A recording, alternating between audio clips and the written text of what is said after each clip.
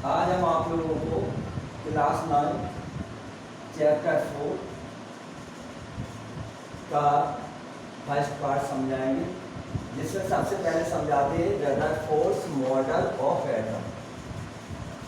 Rutherford में का जो एटम का मॉडल है उसके बारे में। Rutherford bombard alpha particles on a thin gold fall and found. तो इन्होंने क्या किया, अल्फा पार्टिकल्स की सोने की पन्नी पर बौछार की। तो यहाँ पर अपने अल्फा पार्टिकल्स हो गए, यहाँ से अल्फा पार्टिकल्स जा रहे और ये अपना एटम हो गया पूरा एटम, इसके अंदर न्यूक्लियस हो जाएगा। तो इन्होंने क्या देखा कि बहुत सारे जो अल्फा पार्टिकल्स हैं वो सीधे अपने रास्ते से निकल गए, सीधे सीधे जा रहे हैं, इधर भी नीचे की साइड में भी ऊपर से भी देख रहे हैं, बिना डिफ्लेक्शन के, बिना मुड़े हुए सीधे अपने रास्ते से। कुछ पार्टिकल्स ऐसे हैं जो एक एंगल पर डिफ्लेक्शन उनका हो गया और अपने रास्ते से विचलित हो गए। बहुत ही कम पार्टिकल्स ऐसे थे जो उसी जिस रास्ते से गए थे उसी रास्ते से वापस आ गए। तो इस तरह का उन्होंने एक मॉडल बनाया जिसको रदरफोर्ड मॉडल ऑफ एटम कहते हैं। तो number 1, most of particles passed through. जो ज्यादा से ज्यादा पार्टिकल्स थे वो आर पार निकल गए। The gold foil without any deflection, बिना डिफ्लेक्शन किए हुए सोने की पन्नी से बाहर निकले। Number 2, some alpha particles are deflected. कुछ अल्फा पार्टिकल्स थे वो डिफ्लेक्टेड हो गए, अपने रास्ते से विचलित हो गए। एट डिफरेंट एंगल, अलग अलग एंगल बनाते हुए फ्रॉम पाथ, रास्ते से। नंबर 3, वेरी फ्यू पार्टिकल्स, जो बहुत ही कम पार्टिकल्स थे ऐसे, आर बाउंस्ड बैक, जो वापस आ गए इन द डायरेक्शन, उसी डायरेक्शन में from which they have come, जिस रास्ते से गए थे। आफ्टर स्ट्राइकिंग, मतलब टकराने के बाद उसी रास्ते से वापस आ गए। जैसे ये पार्टिकल्स देखो सीधे सीधे जा रहे हैं, यहाँ पर भी सीधे सीधे जा रहे हैं और यहाँ डिफ्लेक्शन हो रहा है और इधर भी डिफ्लेक्शन हो रहा है। बहुत ही कम पार्टिकल्स हैं जो अपने रास्ते से वापस आ रहे हैं, टकराने के बाद वापस आ गए। अब इन्होंने इसका ऑब्जर्वेशन क्या निकाला, निष्कर्ष जिसको कहते हैं। Number 1, most of part of the atom hall, जो इसका अधिकांश भाग है, एटम का जो अधिकांश भाग है वह खाली है। Number 2, all positive charge of atom, atom का जो जितना भी पॉजिटिव चार्ज है वह सेंटर में कंसंट्रेटेड है, सेंटर के बीच, मतलब एटम के बीचों बीच स्थित है। इसके बाद द साइज ऑफ न्यूक्लियस, जो न्यूक्लियस का साइज है, इज वेरी स्मॉल, बहुत ही छोटा है। Comparison to the size of atom, अगर एटम से तुलना की जाए तो एटम का जो साइज बहुत बड़ा बताया और न्यूक्लियस का साइज बहुत ही छोटा बताया, एक दूसरे से तुलना करने पर।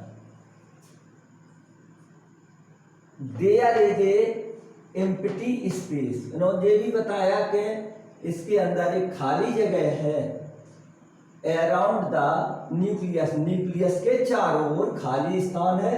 इन विच, जिसमें इलेक्ट्रॉन्स रिवॉल्व, जिसमें इलेक्ट्रॉन चक्कर लगाते इन द सिमिलर, उसी प्रकार उसी ढंग से as the planet revolve in the orbit, जिस तरह से जो प्लैनेट है अपने ऑर्बिट के अंदर घूमते हैं। तो इस तरह से उन्होंने बताया कि जैसे ये न्यूक्लियस हो गया, इसके चारों ओर इस तरह से इलेक्ट्रॉन चक्कर लगाते, इस तरह से चक्कर लगाते, जिस तरह से ग्रह सूर्य के चक्कर लगाते उसी तरह से इलेक्ट्रॉन भी न्यूक्लियस के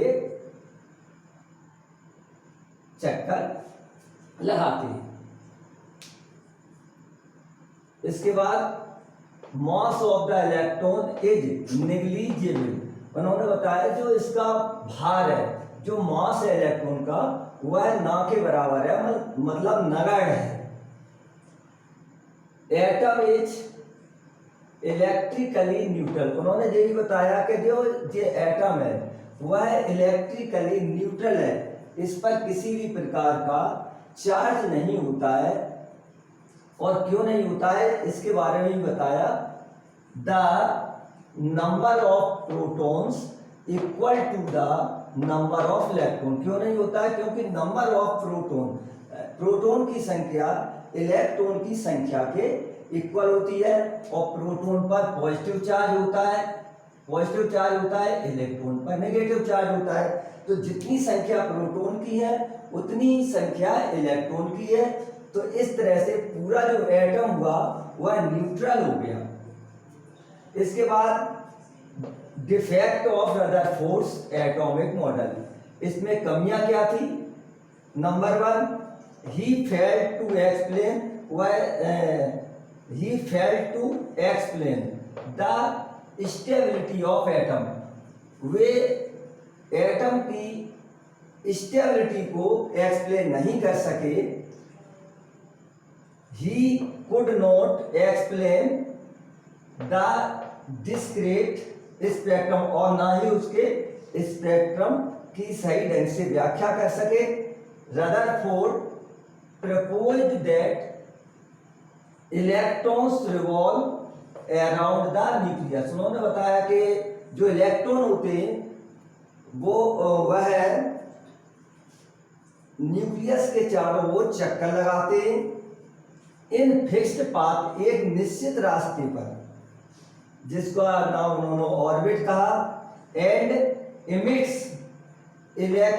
इलेक्ट्रोमैग्नेटिक रेडिएशन। और इलेक्ट्रोमैग्नेटिक रेडिएशन जो इलेक्ट्रोमैग्नेटिक जो रेज होती हैं उनको अपने में से निकालते रहते हैं, रेडिएशन करते रहते हैं, इलेक्ट्रोमैग्नेटिक रेडिएशन।